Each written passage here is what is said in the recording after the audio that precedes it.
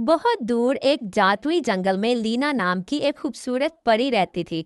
लीना को सफर का बहुत शौक था और वो हमेशा नई जगहों की तलाश में रहती थी। उसके पास चांदी के पर थे जो सूरज की रोशनी में चमकते थे, और वो बादलों पर सवार होकर दुनिया भर का सफर करती थी। हर सुबह लीना अपने जादुई बैग में शफा की जड़ी बूटियां और खूबसूरत फूल रखकर नया सफर शुरू करती थी। एक दिन जब लीना बुलंद पहाड़ों के ऊपर से गुजर रही थी तो उसने नीचे एक बहुत ही खूबसूरत बादशाहत देखी।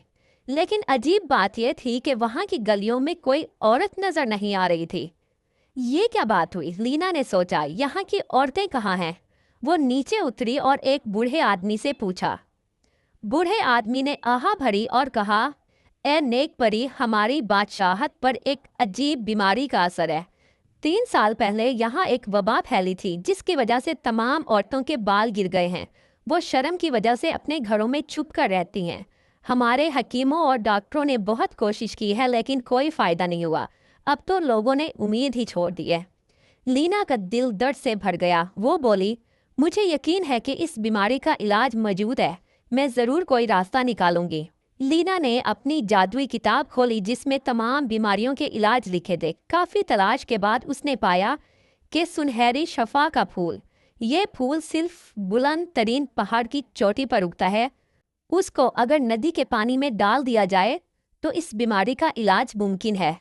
लेकिन किताब में यह भी लिखा था कि खबरदार, इस फूल को हासिल करना आसान नहीं है। रास्ते में कई खतरात और मुश्किलात हैं। लीना ने हिम्मत की और बुलंद पहाड़ की तरफ रवाना हुई। जैसे ही वो पहाड़ के पास पहुंची, काले बादलों ने उसका रास्ता रोक लिया। बिजली कड़क रही थी और तेज हवाएं चल रही थीं। लीना के पर भीग गए और उसका उड़ना मुश्किल हो गया। मैं हार नहीं मानूंगी, लीना ने कहा, और अपने जादुई बैग से सूरज का फूल निकाला। उसकी रोशनी से काले बादल हट गए और रास्ता साफ हो गया। जब लीना पहाड़ के दरमियान में पहुंची तो अचानक शदीद बर्फबारी शुरू हो गई।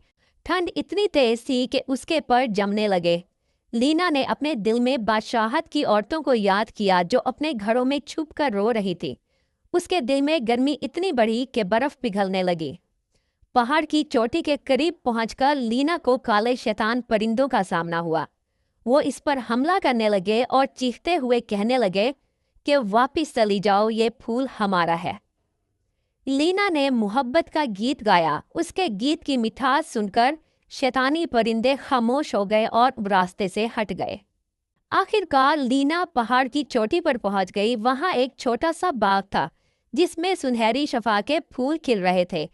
लेकिन पहाड़ के नीचे से एक सुनहरी सांप निकला जो दरअसल उस बाग का मुहाफिज था।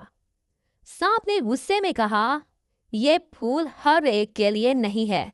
इनकी ताकत सिर्फ उसके हाथों में जा सकती है जो खुद कुर्बानी देने को तैयार हो। लीना ने खौफजदा होने की बजाय अपनी नीयत की सच्चाई बयान की। सांप उसकी कुर्बानी देखकर मुस्कुराया और कहा, जा नेक परी, तेरी नीयत इन फूलों से भी ज्यादा पाकीज़ा है। जब लीना नीचे उतरने लगी तो आसमान पर एक साया सा छा गया। ये साया उस जादूगरनी का था जिसने बरसों पहले बादशाहत पर अपना जादू किया था ताकि कोई औरत खुशहाल ना रह सके। जादूगरनी को ये गवारा नहीं था कि कोई उसकी लानत को तोड़े। लेकिन लीना ने नहायत अक्लमंदी से शफा के फूलों की रोशनी को अपने गिर्द एक दायरे में फैला लिया। फूलों की खुशबू और रोशनी से जादूगरनी कमजोर हो गई।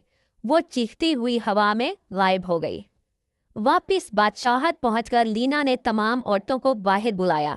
पहले तो वो डरती रहीं, लेकिन लीना की नेक नीयत देखकर वो सब बाहर आईं। लीना ने शफा के फूलों को पहाड़ी नदी के साफ पानी में मिलाया और कुछ जादुई अल्फाज कहे। पानी सुनहरा हो गया और उससे खूबसूरत खुशबू आने लग गई। जब औरतों ने ये पानी अपने सरों पर लगाया तो फौरी तौर पर नए बाल उगने शुरू हो गए। वो बाल पहले से भी ज्यादा लंबे, मुलायम और चमकदार थे। पूरी बादशाहत में खुशी की लहर दौड़ गई। औरतें नाचने और गाने लगी। बच्चे खुशी से चिल्लाने लगे और मर्द अपनी बीवी बेटियों को देखकर खुश हो गए। बादशाह ने लीना का बहुत शुक्रिया अदा किया और कहा कि आप हमारी बादशाहत की मोहसिन हैं, जो चाहे इनाम मांगे। लीना मुस्कुराई और बोली, मेरे लिए आपकी खुशी ही सबसे बड़ा इनाम है। मैं एक मुसाफिर परी हूँ और मेरा काम लोगों की मदद करना है। उसने बाकी शफा के फूल औरतों को दे दिए ताकि मुस्तकबिल में ज़रूरत हो तो वो इस्तेमाल कर सकें। अगली सुबह लीना ने अपने चांदी के पर फैलाए और नए सफ़र के लिए तैयार हो गई। पूरी बादशाह के लोग उसे अलविदा कहने आए। औरतें अपने नए खूबसूरत बालों को हवा में लहराते हुए लीना को शुक्रिया कहती रहीं। लीना आसमान में उड़ते हुए मुस्कुराई, पता नहीं अगला सफ़र मुझे कहाँ ले जाएगा और किसकी मदद का मौका मिलेगा।